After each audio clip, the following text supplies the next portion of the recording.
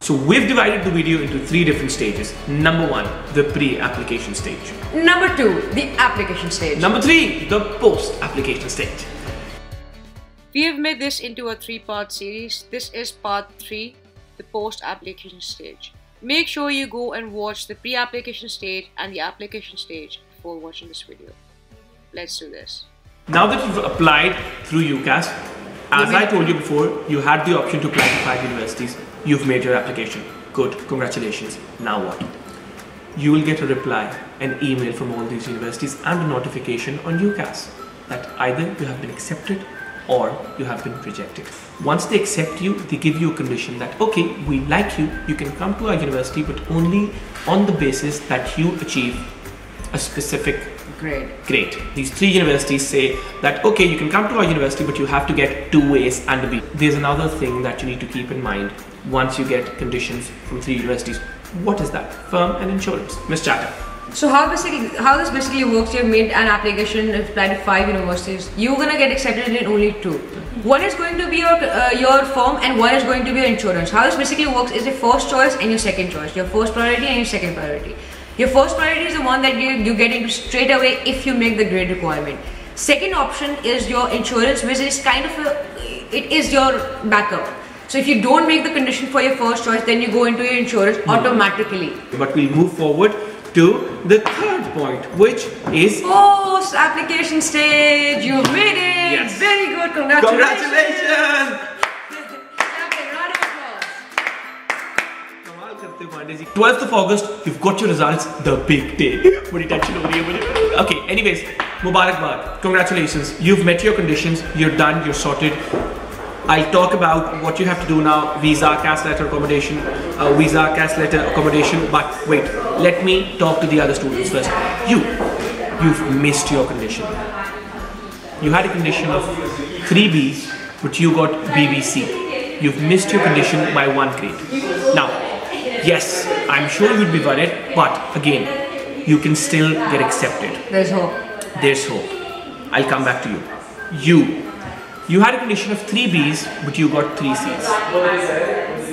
The chances of you getting into that university, I'm not sure, but there's still hope. And for you too, there is clearing. Now there's this thing clearing in UK universities. What is clearing? You've got this university and it offers a course, a business management course, and has a capacity of 300 students. Now this university offered condition, let's say accepted 350 students. And out of these 350, just 100 met the condition. They actually achieved those grades. So now the university has to make sure that they actually have 100 more students. So they're at capacity, because at the end of the day, universities have to run. They need to make sure they have students. Where does the money come from? Who are the customers? Okay, now this is where clearing comes into place.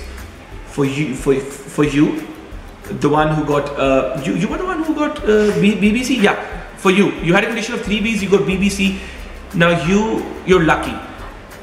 I'm sure the university would accept you because they still have students left.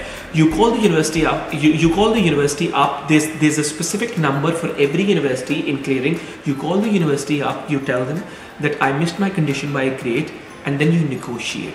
And when you negotiate, they would accept you. Why? Because I've told you they would have spaces left. It's not mandatory that you only make clearance calls to the university you applied for. You can make it to any university at this point of time. It's open. It's not 5 university policies now over. So make calls to any university, even if you don't get into the top university, apply to mediocre universities. Also, you can also apply for foundation at this point of time. Foundation is a course that is pre-university. You have to spend 1 year with a university doing foundation before you can get into a good degree. For instance, you're applying to KCL, for instance, and you did not make the criteria of getting it.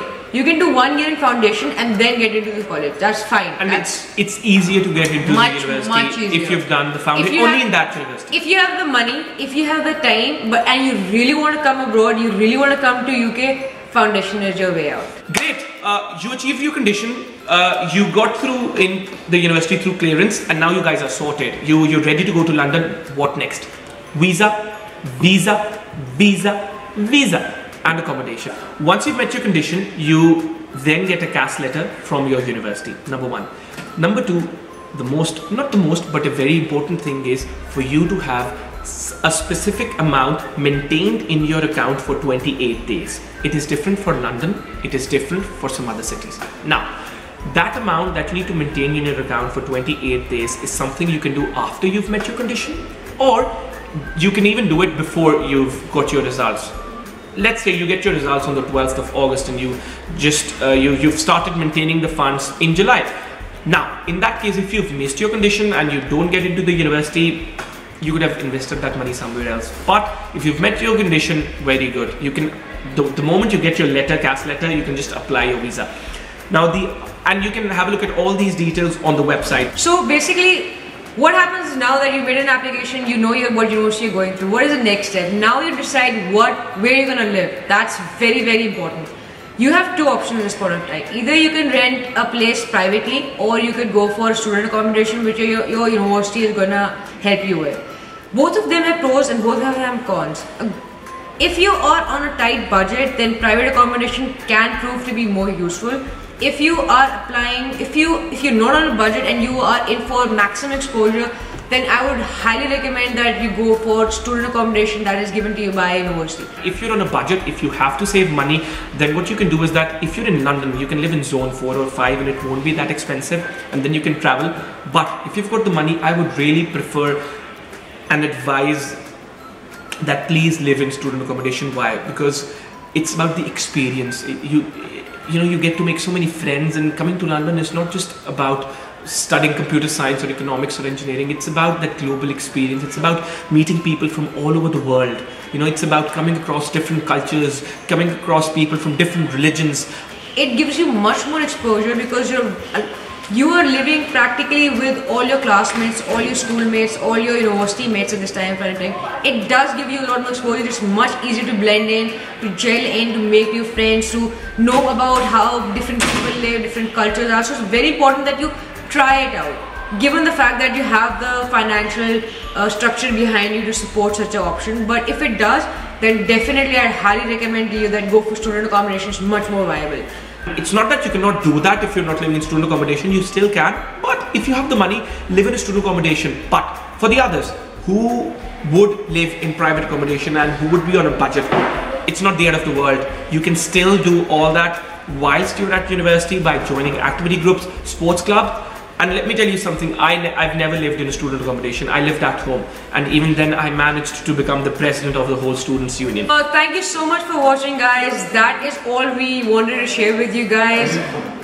We want to make another video where we explain to you what you need, what are some of the things that you need to look into once you come into university, whether it's how to get involved in the university, do extracurricular, get internships, and then eventually get a job. But all of this video would be on his channel and will be posted from his channel. So I will leave a link to his channel in the description. Make sure that you go to his page, give him some likes, give him some love, and let him know that you're from Miss Chatter's channel, and just tell him that how strong we are. And again, in that video, I won't just be alone. We'll have Miss Chatter with us. In that video, we'll talk about how when you go abroad to study, whether it's UK, US, Canada, or even Pakistan, how to be in your true element and how to be unique. Because guys, when you're unique, the world appreciates it. And when the world appreciates you, you can do a lot. I'll see you soon. So it's a wrap for today, guys. See you guys in another video. Bye. Bye. Thank you so much for watching, guys. If you liked what we did, make sure you give us a like, a thumbs up, share this video, and spread the love. See you in another video. Bye-bye. The video into 3 different stages. Number 1, the pre-application stage. Number 2, the application stage. Number 3, the post-application stage.